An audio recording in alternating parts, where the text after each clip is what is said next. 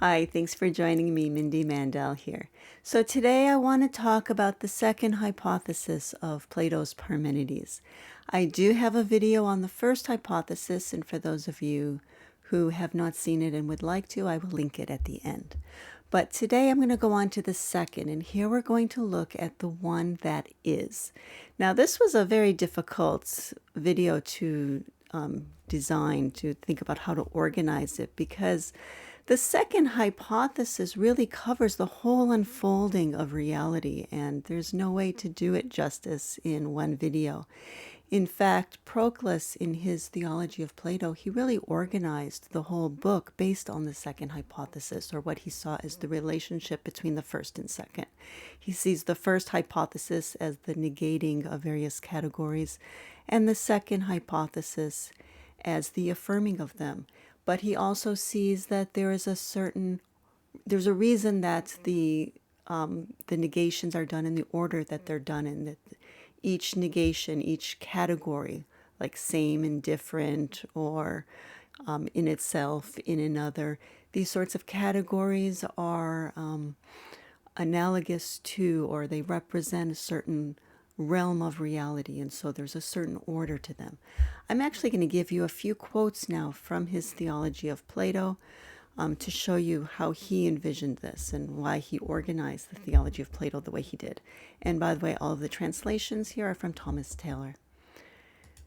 So he says, if therefore the first of the hypotheses is about the one which is above all multitude, it is doubtless necessary that the hypothesis which follows this, namely the second, should not unfold being itself in an indefinite and indistinct manner, but it should deliver all the orders of beings. He goes on to say further that the order of the conclusions proceeds in conjunction with the progression of beings. And to expound on that a little bit more, he says it is necessary that the second hypothesis should unfold all the divine orders, and it should proceed on high from the most simple and unical to the whole multitude. It starts from what we call the one being, the most unified one that is, and goes down through all the realms of reality. And all the number of divine natures in which the order of true being ends, which indeed is spread under the unities of the gods, and at the same time is divided in conjunction with their occult and ineffable peculiarities. So what I'm going to do today, because there is so much here, is I'm going to give you the first part of the second hypothesis, where he's setting up how he talks about the one being and how he starts that whole unfoldment, if you will, of reality. And then what I'm going to do next week is I'm going to go back into the theology of Plato, because there is one chapter where Proclus does a very good job of summarizing this whole organization, and we'll see how he aligns the various categories to the various realms of reality. Okay, with that in mind, let's see how the second hypothesis begins. Now, many people begin the second hypothesis here. There is some debate, but many people started here. And again, I'm using Thomas Taylor's translation. So this is 142b, where he asks, are you therefore willing that we should return again to the hypothesis from the beginning, and see whether or not by this means anything shall appear to us different from what it did before? And so here's where he's suggesting starting it. Now, he hasn't actually mentioned the one that is, and so I tend to see this as sort of a setup for the beginning of the second hypothesis, or you might say that beginning is a bit longer. It's more than just one sentence. So there's just a little bit of conversation, and then you go down a few lines to 142c, and you have this line. But consider from the beginning, if the one is, can it be possible that it should be, and yet not participate of essence? And so here we have the one that always participates of essence. So whereas in the first hypothesis, you had a one that was beyond essence, completely transcendent of it, here you have a one that participates of essence. And so right off the bat, we're always starting with two, because we have one and essence. Will not essence, therefore, be the essence of the one, but not the same with the one? For if it were the same, it would not be the essence of the one. nor would the one participate of essence, but it would be all one to say the one is and one. It's a kind of clumsy way to say that is and one are not synonymous with one another. They're two separate things. So we have two things. Consider then whether it is not necessary that this hypothesis, the second, should signify such a one as possesses parts. So now he's going to introduce the idea of the one being as a whole that has parts. If the term it is spoken of one being, and the one of being, which is one, and the essence is not the same with the one. I'm going to stop here because it's such a clumsy sentence. I'm going to add some words to it to make it a little bit more understandable.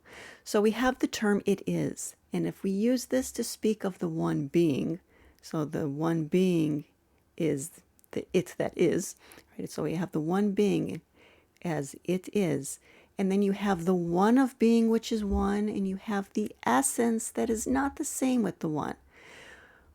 So these two things, but each belongs to that same one being, which we have supposed. Is it not necessary that the whole of it should be one being, but that its parts should be the one and to be? So in other words, if the whole is one being, but we're going to divide it into two parts, then let's pull out just a little bit of that quote again. We have the one of being, which is one. So that's the one part of it, is the one. And then the other part of it is the essence, which is not the same with the one. But these are two parts that belong to the same whole, the one being. And so this is what we're working from. Okay, can each of these parts of one being, we have one and being, can they desert each other so that the one shall not be a part of being or being shall not be a part of the one? So what we're seeing here is Parmenides is going to take it even further. He's going to say that again, therefore, each of the parts will contain one and being. So the parts, he separated them before to make it simple. But now he's saying that actually they're not separate. Every time you have one, you also have being. Each part will at least be composed from two parts. And on the same account, whatever part takes place will always possess these two parts. For the one will always contain being, and being will always contain the one. So that two things will always be produced, and no part will ever be one. And so what would result from this? Well, let's go back to this diagram here, this little picture. Now, what he's saying is that it's not enough to say that you have the one and you have essence as two parts, because where you have the one, you actually have two things. You have the one and essence, and where you have essence, you also always have the one. Each part is actually always two. But doesn't stop there, because again, you have two separate parts, which actually are not separate, because again, each part, now we have four parts, each is a one or an essence, but they're actually both. And so again, you would have both, and again, and on for infinity. And so he says, will not therefore one being thus become an infinite multitude? And the infinite multitude is generally associated with intellect, with the intelligible intellect. So whereas the one being is generally associated as it's the monad of the intelligible, or you can talk about it as the being of the intelligible, or the whole of it when it's in the most unified abiding, the summit of that triad, if you will. By the time we progress down to the intellect of the intelligible, now you can bring in this idea of number and infinite multitude. And so now that he has brought in the idea of infinite multitude and he's brought us down to the intelligible intellect, now he's ready to bring in the different. And here's how he does it. It's a bit confusing. If, therefore, essence is one thing and the one is another thing, neither is the one, so far as it's one, different from essence, nor is essence, so far as essence, different from the one. But rather they are different from each other through that which is different and another. And this last part is the key, that which is different and another. So he's bringing in a new term. He's saying that at this level, when we're at the intelligible, we're not talking about one in essence as being different from each other. They're not comparative to one another. The way we can say in the physical world that two things are different, even two things that are quite different, like a cat and a palm tree. They're completely different, and you can compare them and say that one of them moves and the other doesn't, and one of them grows out of the ground and the other doesn't, and so on. And you can make all kinds of weird comparisons. But you cannot do that with the one in essence, he's saying. He's saying that they are different from each other because of different itself. And so now we have three things. He's gone from a dyad to a triad. And now let's see what he does with it. He says, what then if we should select from them, whether, if you will, essence indifferent, or essence in the one, or the one indifferent? Should we not in each assumption select certain things which might very properly be denominated both? So what he's done here is he's made a bunch of pairs. He pulled out essence and different as one pair, essence and the one as the second pair, one and different. And in each of these cases, you have two things, and so we can call it both. So using our same sort of diagram again, we can now look at essence and different. We can look at essence and the one. We can look at the one and different.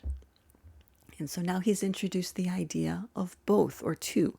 And now from here, we're going to go into a very bizarre section of the second hypothesis, where he's going to introduce a number of numbers, let's say.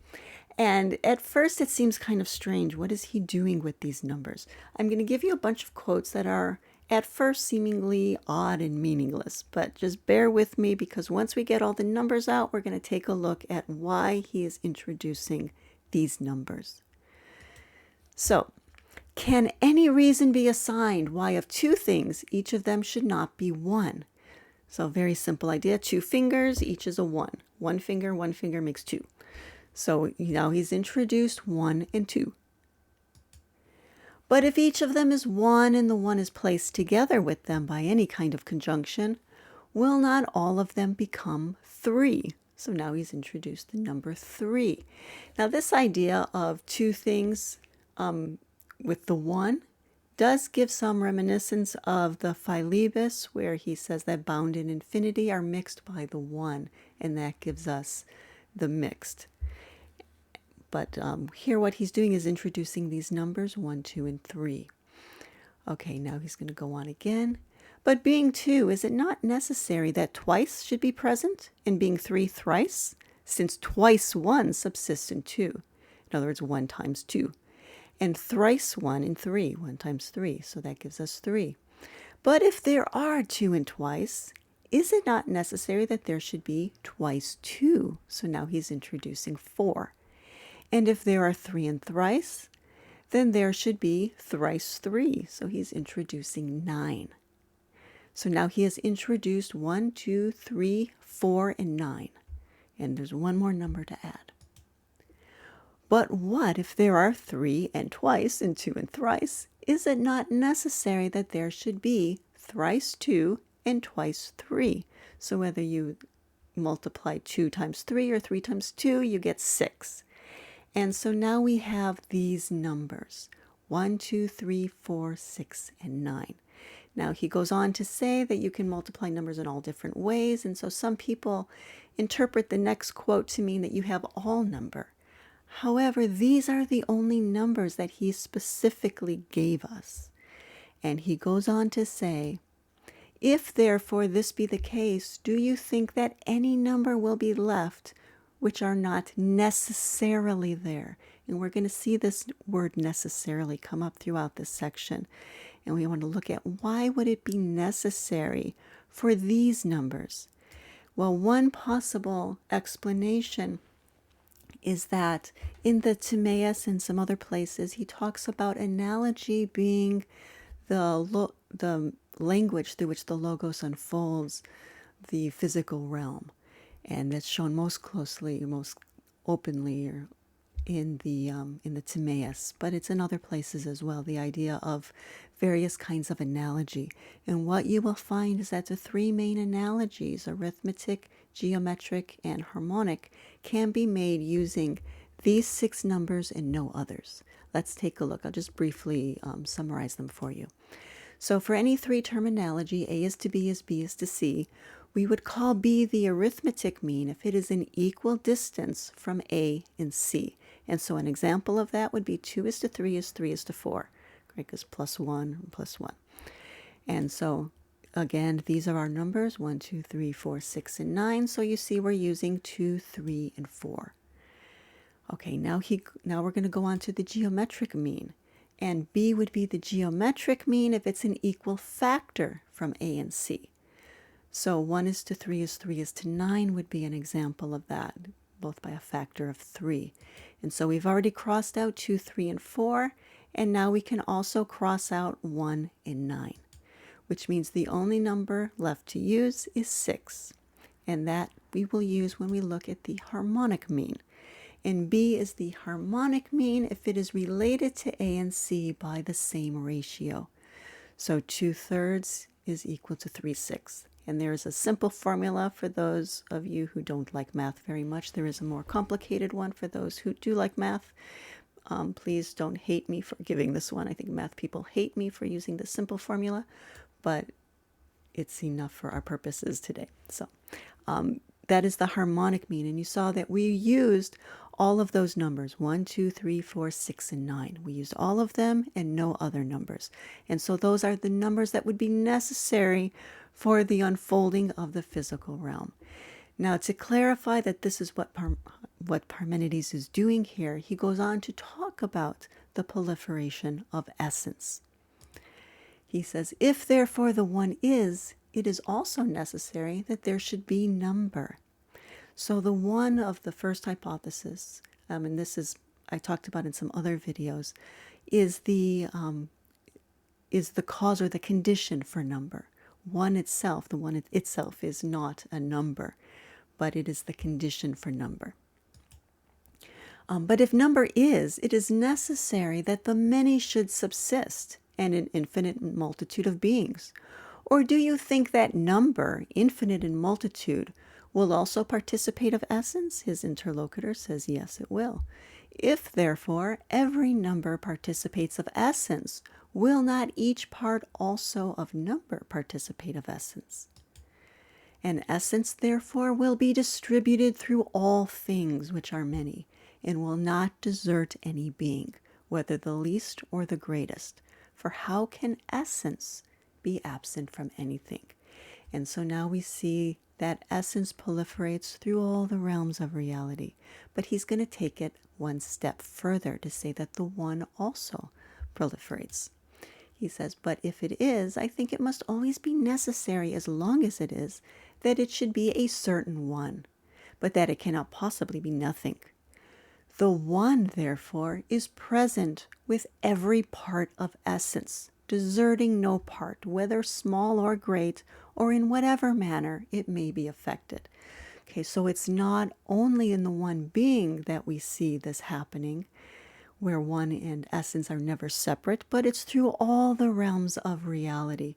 And so the one of the second hypothesis is the one that proliferates through all the realms of reality. Now from here he goes on to look at the other categories, and here are the categories as they're presented in the first hypothesis. And again, in next week's video, or in my next video, I'm going to go through the way Proclus introduces this and how he lines up these different categories with different realms of reality. And he goes all the way down into our physical realm of time and space. And so the only thing left to do now in this video then is to jump to the conclusion, where he's already introduced time. And so he says that the one therefore was and is and will be, and was generated and is generated and will be generated. And there will also be something belonging to it, and which may be asserted of it, and which was and is and will be. And now look at the language he uses here in the conclusion. There will therefore be science, opinion, and sense of the one. since we have now treated all of these things about it. So the first hypothesis ends at 142a. If you were to go back and compare the ending of the first hypothesis to this one, you'll find that the language is the same. Now, some translators, instead of science, will use knowledge, and instead of sense, will use perception. So you may have knowledge, opinion, and perception if you're using a different translation. But whatever the translation is, whatever words the translator chose, there should be a parallel structure between what you see at 142a and what you see here at 155d. And there's a little bit more to it. You'll see again, you can compare this to the first hypothesis at 142a. A name, therefore, and discourse or logos may subsist about the one, and it may be denominated and spoken of, and whatever particulars of the same kind take place in other things will also take place about the one. And so that's how he concludes the second hypothesis. And so there is a parallel structure between the first hypothesis and the second. Everything that he negates in the first, he is going to affirm in the second. And we're going to see how that affirmation then is a way of pointing to the unfolding of reality. And so that's what I'm going to cover in my next video, looking at Proclus. So if you have any questions, some of them may be answered in the next video, but if you have any questions about anything that I talked about here in this video, feel free to drop me an email. Feel free to leave a comment below. Also, I always appreciate hitting the like button, and if you don't already subscribe, I hope you will. I will be going through all of the hypotheses, and so it's very curious to see, after going through the first and second, why would there even need to be a third? And so I will be going through the other hypotheses as well, and I do hope that you will join me for that. So thank you very much.